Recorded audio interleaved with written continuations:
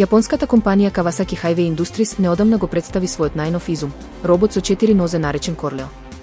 Овој футуристички робот не е само обичен уред за возење, тој користи вештачка интелигенција за надминување на нерамниот терен и е контролиран од движењата на телото на возачот. Меѓутоа, додека ентузијастите го поздравуваат технолошкиот напредок, многумина се прашуваат дали јапонците претераа со овој робот со 4 нозе. Корлео е опремен со водороден мотор кој овозможува целосно чисто согорување, што значи дека излезот од неговиот заден дел не е ништо друго освен чиста вода. Овој дизајн елиминираше еден од најнепријатните аспекти на вистинските животни – нивниот измет.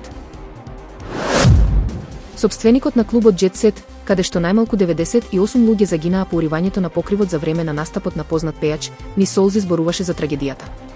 Бизнисменот Антонио Еспајлат, чие семејство е сопственик на овој најпознат клуб во Доминиканската република повеќе од 50 години, изјави дека е бескрајно тажен поради сето она што се случило и дека тагува заедно со семејствата на жртвите и повредените.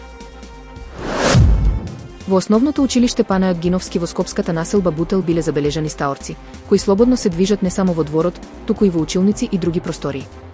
Родителите на учениците велат дека нема да ги испраќаат децата на настава додека трае ваквата ситуација.